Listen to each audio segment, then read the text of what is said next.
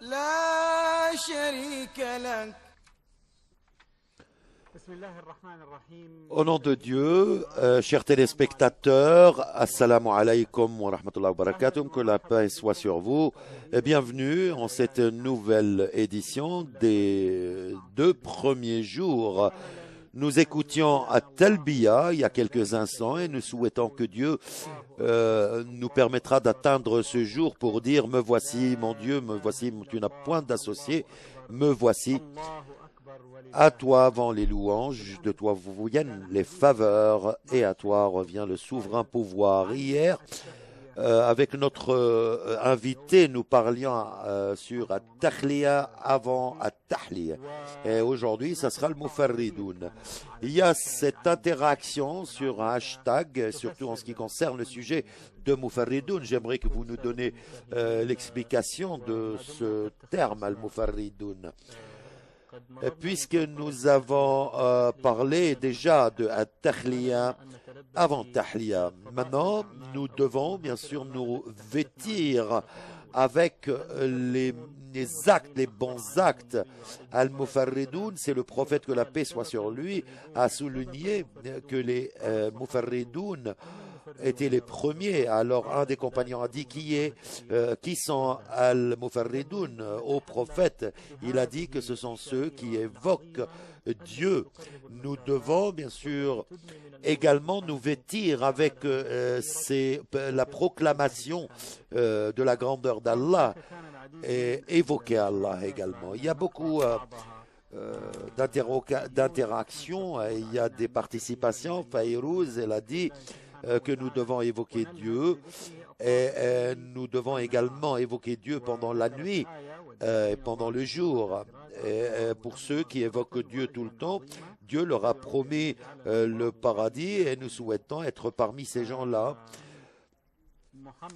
Mohammed Humaydin a dit que ce sont ceux qui ont dépassé ceux qui veulent être dans les premières positions. Mansour, elle dit, il faudrait évoquer Dieu et dire que Dieu est le miséricordieux, le tout miséricordieux, les louanges sont à lui, à toi vont les louanges, de toi viennent les faveurs et à toi revient le souverain pouvoir. C'est le roi de tous les rois, c'est le roi de ces séries. Il a dit que c'est Dieu qui a tout en main. Il évoque également, nous devons l'évoquer. Il y a également beaucoup de versets et d'évocations. Donc, toutes les réponses sont autour des évocations. Et les téléspectateurs ont su ce que veut dire Al-Mufarridoun. Sont ceux qui évoquent Dieu beaucoup et qui invoquent également Dieu. Pourquoi nous avons choisi aujourd'hui notre partie avec Al-Mufarridoun, ou ceux qui multiplient les évocations? Car nous avons parlé hier de Tahliya. Ensuite, ça vient à Tahliya. Tahliya, la meilleure des choses qu'on peut se revêtir avec, c'est d'évoquer Dieu.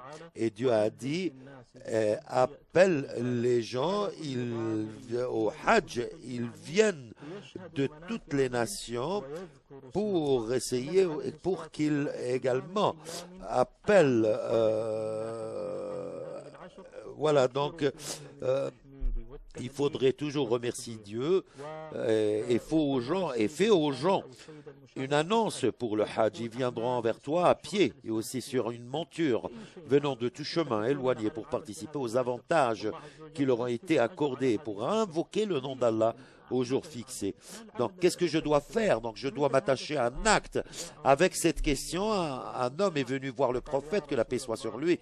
Il lui a dit, au prophète, donc toutes les rituels, les législations de l'islam sont nombreuses. On n'a pas dans l'islam un seul rituel. Nous n'avons pas seulement un jour pour évoquer Dieu. Nous ne connaissons pas Dieu uniquement le matin, ensuite nous ne le reconnaîtrons plus la nuit. Dans l'islam, nous vivons dans un système qui est très beau, un système qui nous fait rappeler que ma prière, mes rituels et également ma vie en entier est pour Dieu.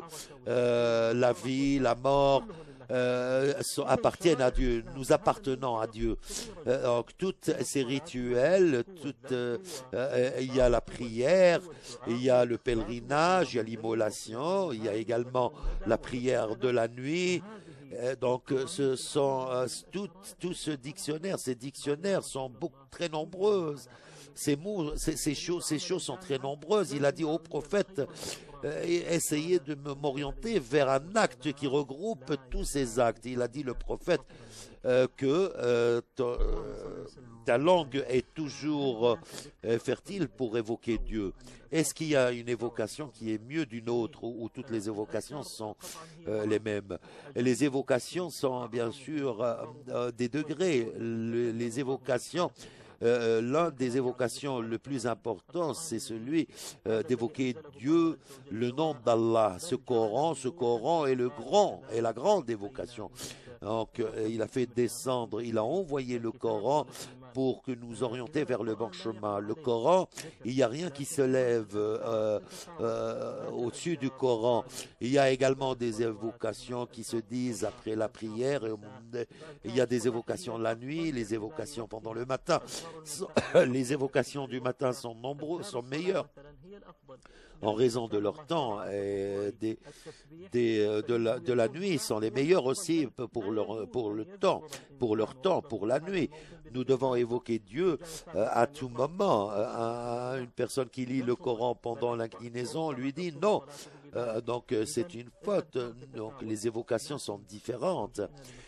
Mais si nous venons à la définition de l'évocation, nous voyons que le cercle de toutes ces adorations nous a permis d'évoquer Dieu, sont pour évoquer Dieu. Le pèlerinage, par exemple, il y a la circumambulation, la procession et également la lapidation des stèles pour seulement évoquer Dieu, et ce pour Dieu. Donc le rituel le plus important pour Dieu, c'est l'évocation de Dieu. Donc vous devez faire la procession pour évoquer Dieu. Donc tout cela peut nous conduire comprendre que l'évocation, ce n'est pas le concept qui est limité seulement par le mouvement de la langue ou des lèvres. L'évocation, c'est quelque chose de plus important. Tout mon corps tremble lorsque j'évoque Dieu. Ils sont tous en train d'évoquer, mes membres sont en train d'évoquer Dieu. La langue, les oreilles, les mains, le cœur et également la foi. C'est pour cela nous sommes toujours en train de tourner et de voir que nous évoquons Dieu toute la journée. Est-ce que l'évocation peut se faire sans la langue? Vous avez parlé de beaucoup de choses, l'évocation de la langue, l'évocation de l'âme et de la foi. Voilà ce que nous voulons dire, essayer d'élargir ce cercle de l'évocation. L'évocation peut se faire par le cœur et des fois par la langue, et la plus belle évocation, c'est dans le cœur et par la langue. Comment cela? Quand la personne évoque Dieu par la langue, ceci doit sortir du cœur, car il y a quelque chose qui se lève au fond de nous, ceci va nous conduire à toujours prononcer Subhanallah, à évoquer Dieu. C'est le cœur qui bouge, c'est le cœur qui commence à agir dans ce cas. Ces mots pour ceux qui sont les meilleurs de ces éminents, c'est le degré le plus élevé. Tous les musulmans, ils peuvent atteindre ce degré. Comment pouvez-vous nous l'expliquer cela pour permettre à tous nos fidèles téléspectateurs de comprendre cela? Quand l'être humain passe son temps à évoquer Dieu, quand il passe son temps à évoquer Dieu, il atteindra le niveau très apprécié. Donc il va bien sûr commencer avec un cœur, il va avoir un cœur toujours qui se réveille et qui se couche à évoquer Dieu. Donc Dieu a parlé de cela, qui se rappelle tout le temps de Dieu, qui se rappelle de celui qui a créé le monde et qui évoque Dieu le matin et le soir, et pendant qu'ils sont assis, qu'ils sont debout, et qu'ils évoquent Dieu à tout moment. Ta question m'a plu beaucoup, car la personne ne peut pas atteindre ce degré directement, il doit passer par des degrés. Il doit également prononcer ses évocations par la langue. Ensuite, il fournit des efforts, yashtahed, pour que ce cœur également, il doit également dans le degré de cette langue. Donc, s'il atteint ces degrés, c'est le degré auquel les prophètes ont vécu ce stade-là. Il ne peut pas descendre de ce degré. Comment il sait comment il a trouvé ce qu'il trouve par l'amour, la prospérité dans son âme, dans sa foi. Si ces gens-là, sages, même les rois, et tous les autres, s'ils savent qu'est-ce qu'on ressent lorsqu'on évoque Dieu, qu'est-ce qu'on ressent au fond de nous, dans la foi, dans notre âme, ils vont tous, ils voudront tous essayer de nous demander, ils vont tous essayer également d'atteindre ce stade. Donc, ils vont vivre dans le paradis éternellement. Quand l'être humain atteint cette bonté, il ne va pas sentir tout ce qui peut influencer sa vie. Il ne va rien sentir. Donc, ce qui explique ce qui a été dit par le prophète de l'islam, c'est pour ça qu'il a multiplié ses évocations à l'imploration de la grandeur d'Allah. Ibn Tayyib, il disait que je suis resté à côté d'un des éminents avec lui. Après, il est resté avec lui jusqu'à le lendemain, du milieu de la journée. Il s'est tourné avec moi. Moi, ceci est mon déjeuner. Si je ne déjeune pas ce repas, je ne sais pas ce qui pourrait passer à moi. C'est une évocation. Quand il était en prison dans la citadelle, il n'avait que ce travail. Donc, quand il commençait à prosterner ou pour l'inclinaison, pendant l'inclinaison, la prosternation, et à chaque fois, il répétait ses évocations. Donc, il dit que moi, si on me donnait tout un château plein d'or, je n'ai pas, pour lui, il n'a pas atteint ce qu'il voulait de cette évocation. Sa prison et son exil est également un tourisme quand il demeure évoqué Dieu à il est dans un autre monde et nous souhaitons également à tous les téléspectateurs et moi que nous atteignions ce stade. Un sentiment qui est très beau et tout le monde peut atteindre ce stade. Donc comment pouvons permettre à tout le monde d'atteindre ici. Donc, il faut commencer avec le Coran. Le Coran, et puis ce qui a commencé avec notre prophète. Et c'est une leçon pour moi, pour tous les téléspectateurs. Donc, nous ne pouvons pas atteindre, vous savez très bien, nous ne pouvons pas prendre tout ce qui est consommable comme ça. Nous sommes, il y a ces degrés d'adoration, ces degrés de comportement, de comportement d'adoration. Vous voyez, c'est une loi, c'est une loi.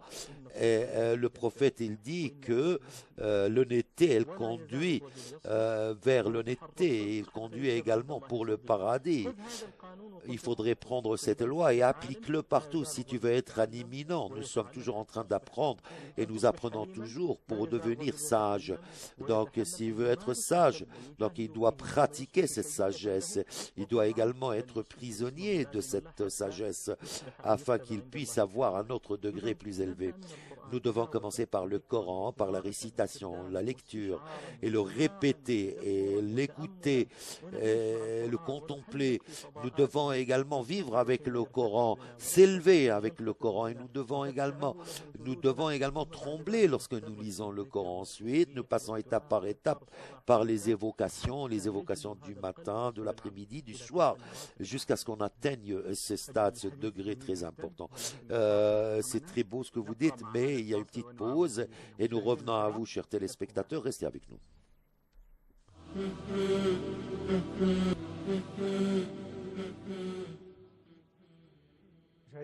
Chers téléspectateurs, bienvenue de nouveau après cette pause et dans cette deuxième partie de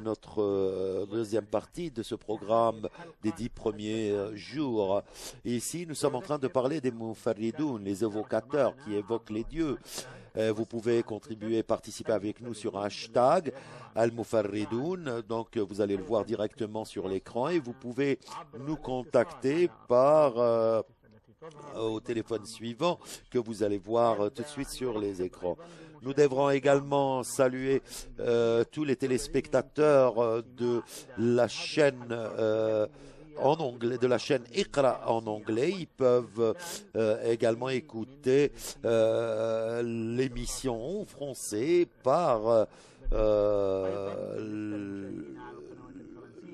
et également sur ceux qui suivent le programme en langue française, ils peuvent suivre notamment par la télécommande, ils peuvent directement taper sur l'audio et changer la chaîne ou la traduction. Merci pour notre chaîne Iqra qui a permis à tous les téléspectateurs, à tous les téléspectateurs de différentes langues d'être avec nous ce soir. Donc nous voulions bien sûr également une participation de la part de tous les fidèles téléspectateurs. Cher Taoufik, comment il était le prophète, que la paix soit sur lui, avec les évocations? Que la paix soit sur notre prophète messager de Dieu, le prophète, que la paix soit sur lui, évoquait tout le temps Dieu. Quand Aïcha, on a demandé à Aïcha, et elle a dit qu'il évoquait Dieu tout le temps. Le prophète, il évoquait Dieu depuis l'aube jusqu'au lendemain l'aube. Il évoquait Dieu tout le temps. Il ne laissait pas l'évocation, sauf quand il rentrait aux toilettes. Et c'est le moment où le prophète n'évoquait pas Dieu. Ensuite, après sa sortie, il continue l'évocation. Le prophète nous a appris cette évocation, cette invocation qu'on dit après la sortie des toilettes. Donc il faudrait voir également ce comportement. Donc c'était vraiment l'exemple dans l'évocation. Pourquoi il n'est pas comme ça? Lui qui sait les mérites de dhikr ou l'évocation. Le prophète, quand il voulait motiver ses compagnons, il leur a dit quoi? Il leur a dit les évocations, et ils sont là au plus élevé, au plus grand degré. Et c'est mieux que tous vos dépenses, et c'est mieux également de trouver vos ennemis et de leur couper c'est mieux que la guerre sainte. Donc ces actes, oui, ils ont dit oui, dites-nous prophète.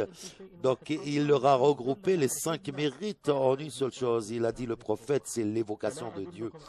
L'évocation. Donc je vais vous orienter vers les meilleurs, les mérites de ce bons actes et qui sont au plus élevé des stades. Donc, et c'est mieux que de rencontrer vos ennemis et de couper leur tête.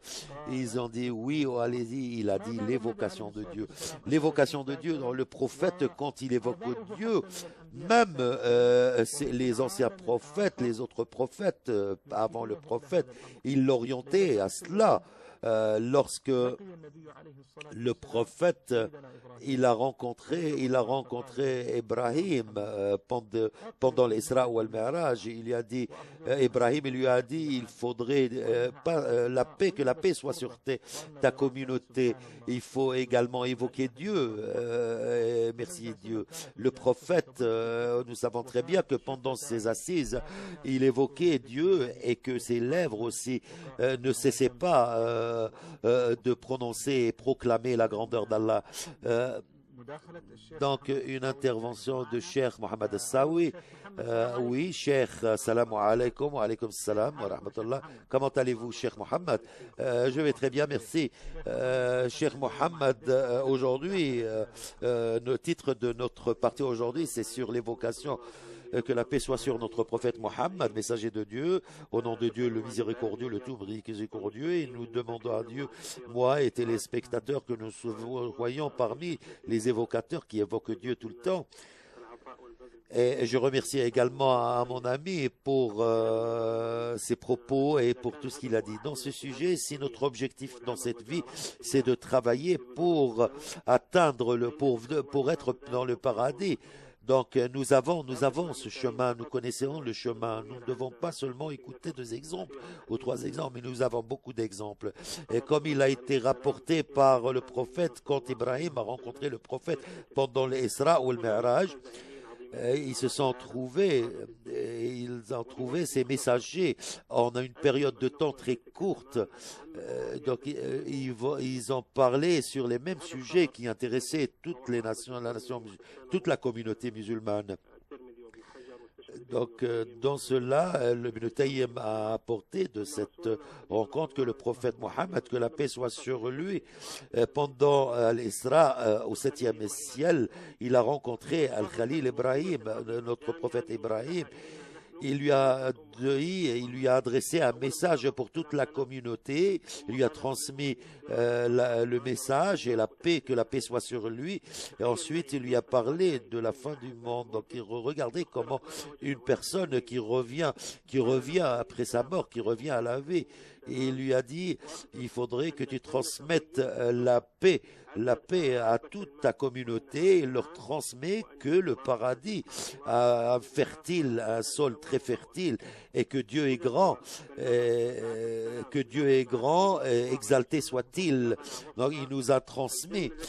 Il a également indiqué au prophète, il a décrit le paradis. Il a décrit le paradis, quelqu'un qui est parti de la vie vers, il est à côté de Dieu, le tout miséricordieux. Donc, ce que nous voyons dans cette parole, il a su les mérites des évocations. Donc, c'est un remède pour la foi. Ibn Tayyib, il a dit de ses propos du prophète, il a dit, donc c'est une évocation qui est très importante et qu'il faudrait tout le temps prononcer, exalté soit-il le Dieu, et gloire à lui, Dieu, gloire à lui. Le Seigneur. Donc, nous devons également faire tout notre possible et fournir des efforts. Et donc, si tu vois comment nous avons pu, donc c'est quelque chose de très important. Et au cours de ces 10 jours, donc il y a un hadith que nous apprenons tous, rapporté par Al-Bukhari, et que tout le monde répète pendant les discours de la mosquée. Donc le meilleur travail, les meilleurs actes, c'est pendant ces jours-ci.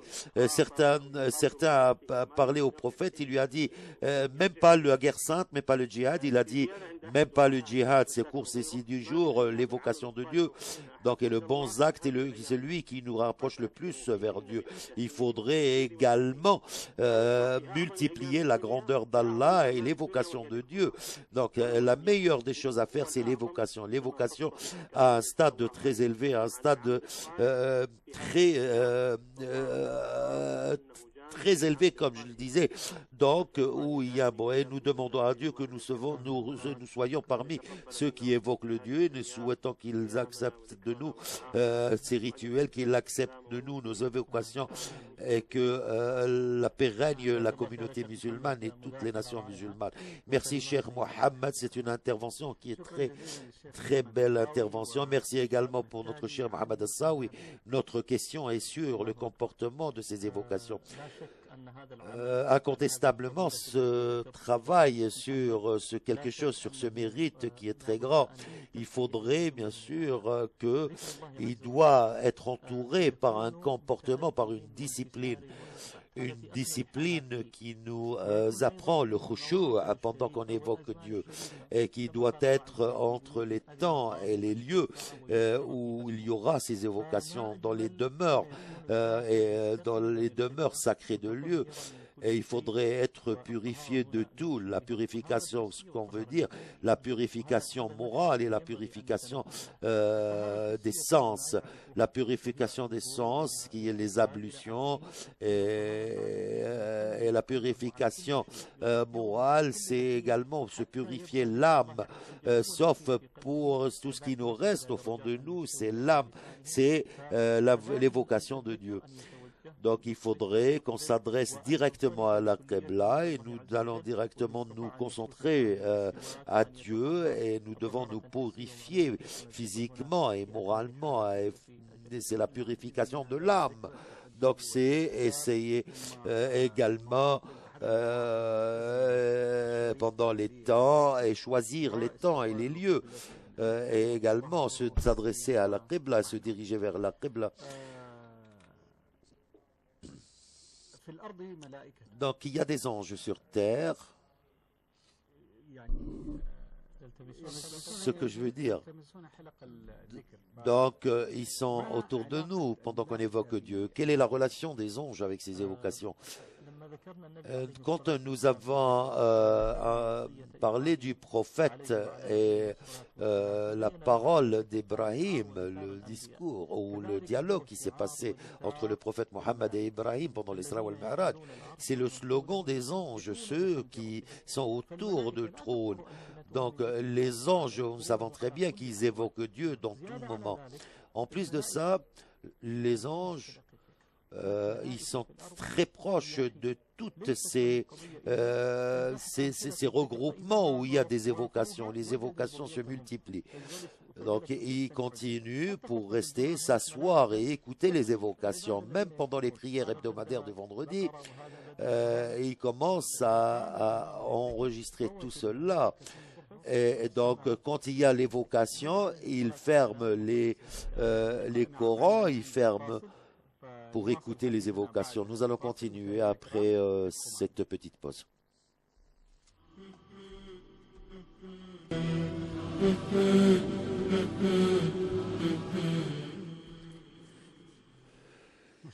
Bienvenue à tous, chers téléspectateurs, évocateurs. Bienvenue dans cette dernière partie de notre série cette nuit. Nous parlons aujourd'hui sur les évocations et les évocateurs.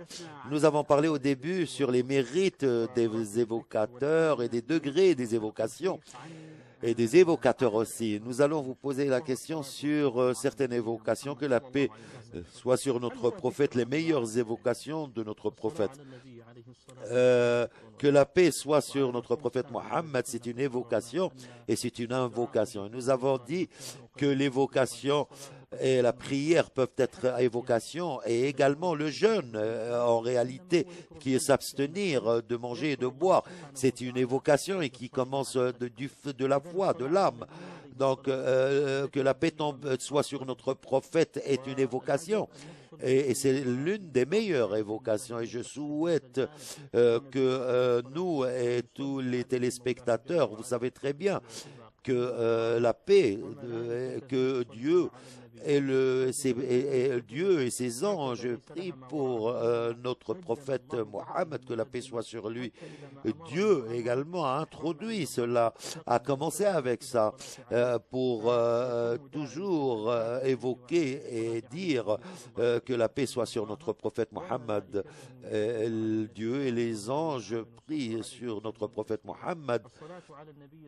La prière sur notre prophète est une lumière sur une lumière. Donc vous serez ses compagnons dans le paradis. Et celui qui évoquait cela, donc il disait cela, donc c'est quelque chose qui a résolu tous ces problèmes dans la vie. Donc évoquer le prophète et évoquer Dieu en même temps, c'est quelque chose qui a ses bons mérites. Et le prophète, il dit, celui qui n'a pas évoqué le prophète et qui a évoqué la prière pendant ses prières, et nous devons bien sûr évoquer et prier sur notre prophète Mohammed, que la paix soit sur lui. Donc celui qui a envoyé le prophète miséricordieux entre toutes ces nations, entre toutes ces communautés, pour ces communautés, nous devons prier sur notre prophète, que la paix soit sur lui et ses compagnons. Nous allons achever notre discussion sur les effets de ces évocations. Nous les avons indiqués en résumé, mais nous allons essayer de les regrouper. Dans chaque vie, nous pouvons parler des effets de cette évocation. L'évocation qui peut nettoyer la foi Vous savez, il nous rappelle tout le temps de l'existence de Dieu, le Tout-Puissant, le Miséricordieux, l'exalté soit-il. C'est quelqu'un qui évoque Dieu, c'est quelqu'un qui évoque Dieu et celui qui n'évoque pas Dieu entre eux. C'est comme quelqu'un qui vit toujours et l'autre qui est comme la vie et la mort. Celui qui n'évoque pas Dieu, c'est comme un mort. Ceux avec l'évocation de Dieu, vous savez très bien que nous pouvons revivre en nous tout ce qu'il faut. Nous pouvons hériter la prospérité, la paix, surtout dans ce monde où nous voyons toute cette séparation.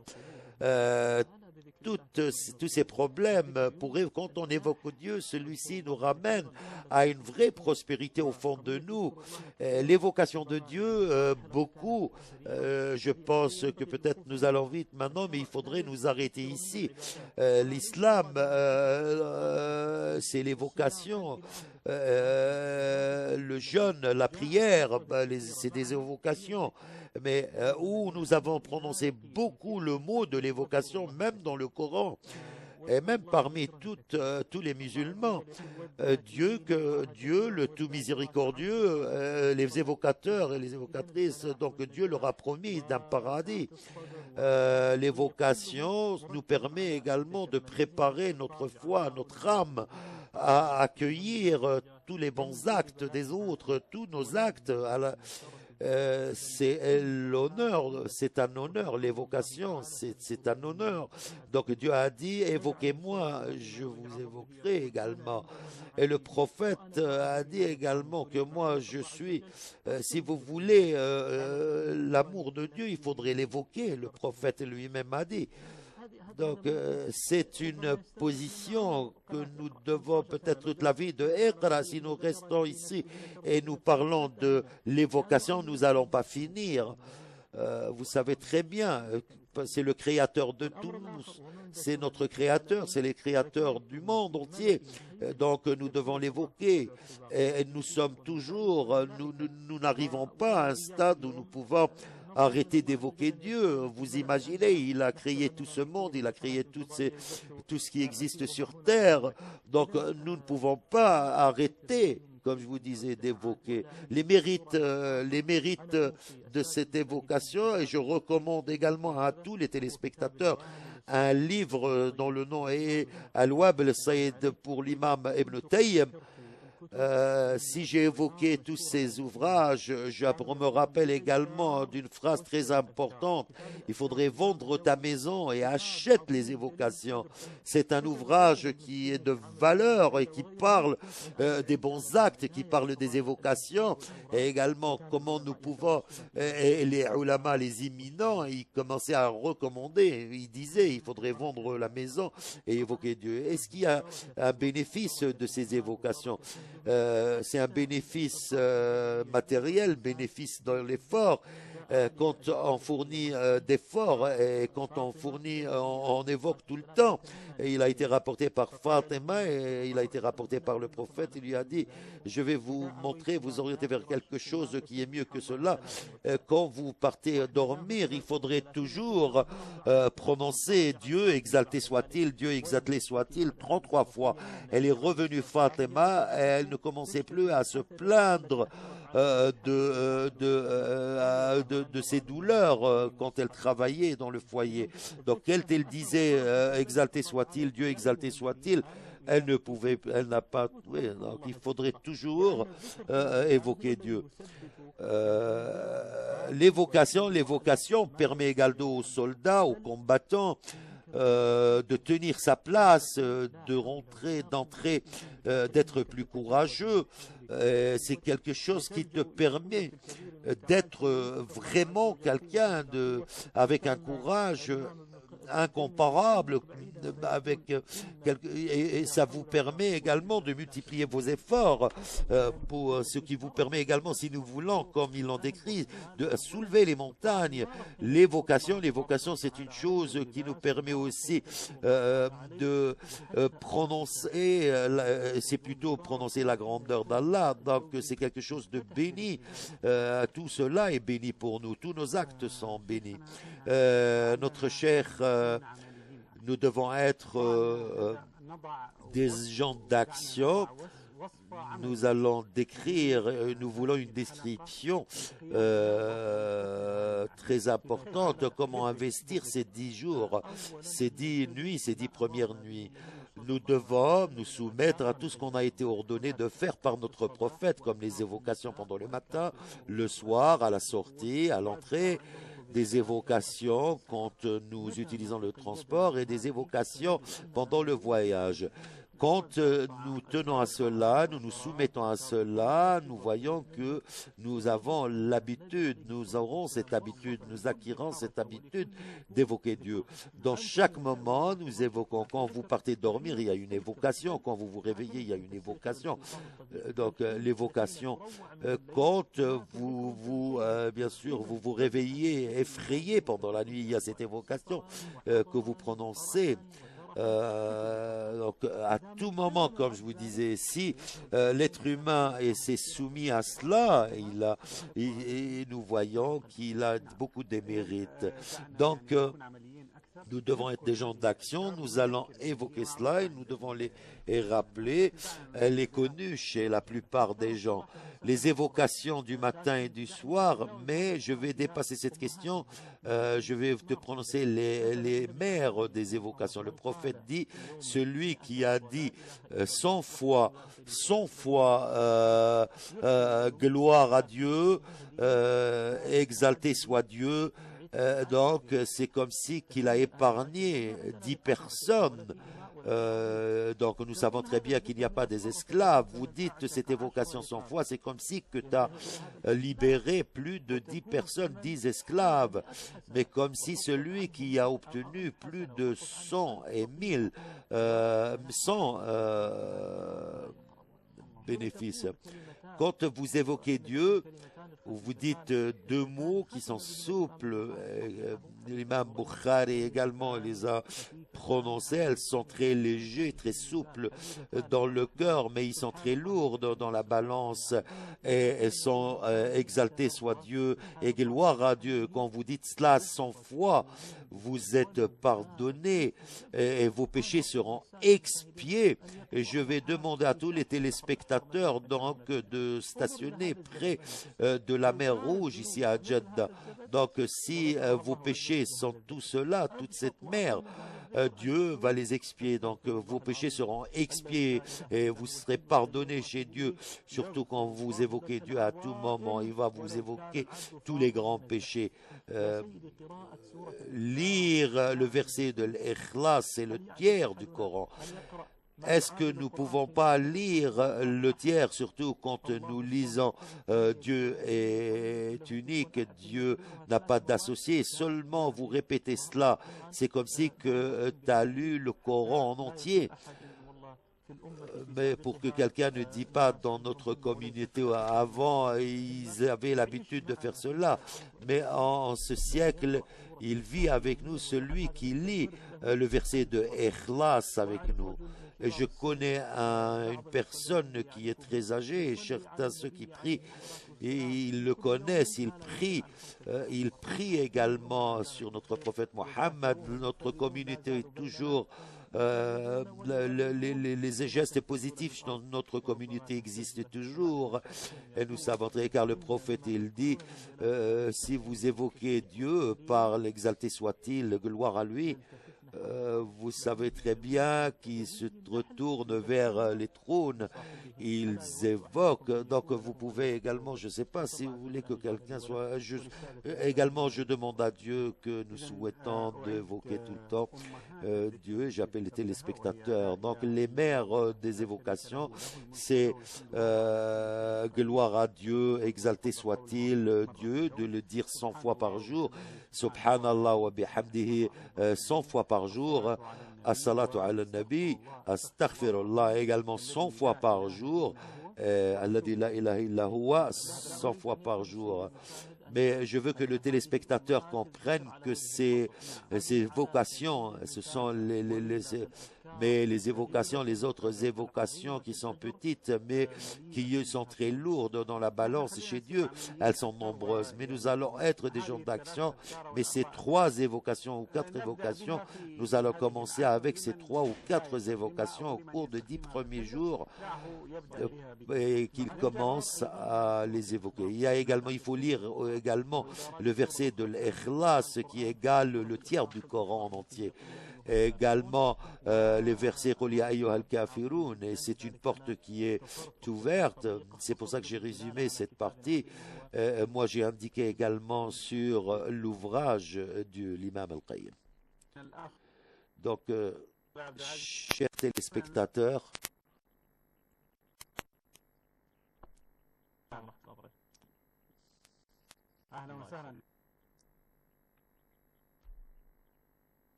bienvenue à toi, Abdelaziz. Je vous remercie pour cette série et pour ces paroles qui sont vraiment de très belles paroles. Merci à toi pour ton intervention, Abdelaziz. Abdelaziz, est-ce que vous êtes toujours avec nous? Abdelaziz, oui. Je pense que l'appel n'est pas. Donc, dans ces 3 dernières minutes, nous devons rappeler les téléspectateurs des évocations que nous devons toujours prononcer, les évocations du matin et du soir. Nous les avons indiquées. Nous devons rappeler également sur l'évocation quand nous partons aux toilettes, nous sortons des toilettes. Et il y a également des évocations obligatoires comme l'évocation pendant l'entrée aux toilettes et la sortie de les toilettes, l'entrée à la mosquée et la sortie de la mosquée. Donc cette évocation et l'utilisation de cette évocation quotidiennement, l'absence de cette évocation a conduit à tous des problèmes. Donc nous voyons également ceux qui partent visiter les psychiatres parce que les gens n'évoquent pas Dieu, car l'imam Ibn Qayyim, quand il parle, il part très haut, il se rappelle d'une chose, que si l'évocation est quotidienne et qui est toujours dans la langue de la personne, le diable, le Satan ne pourra jamais contenir la foi et l'âme de cette personne. Et donc, il va s'enfuir, le Satan s'enfuira. Omar, radiallahu anhu, il a dit, quand il marchait, le Satan marchait dans une autre voie, parce que Omar, il évoquait Dieu tout le temps. Toutes ces évocations, comme je décris en général, sont des évocations obligatoires. Les évocations de la matin à la nuit et la sortie. Dieu, gloire à lui, exalté soit-il, il fortifiait tous ses fils, donc il tenait Al-Hassan ou Al-Hussein, il leur apprenait comment évoquer Dieu, il leur disait que vous devez vous protéger du Satan. Et la femme de Ja'far, elle a dit que le prophète les a vraiment donné, les a montré les mérites de cette évocation. C'est une chose qui nous renforce des Satans, et également de tous les malheurs et des regards des autres, et également le Satan qui peut arriver à nous. Donc à chaque fois, multipliant les évocations, le Satan ne se trouvera plus parmi nous. Donc nous devons évoquer l'entrée et la sortie. A'udhu billahi min al-khubuthi wal khaba'ith, et quand il sort, ghufranak. Al-khuruj min al-manazil. Donc pour ce bénéfice, pourquoi il dit ghufranak? Le pardon de Dieu. Car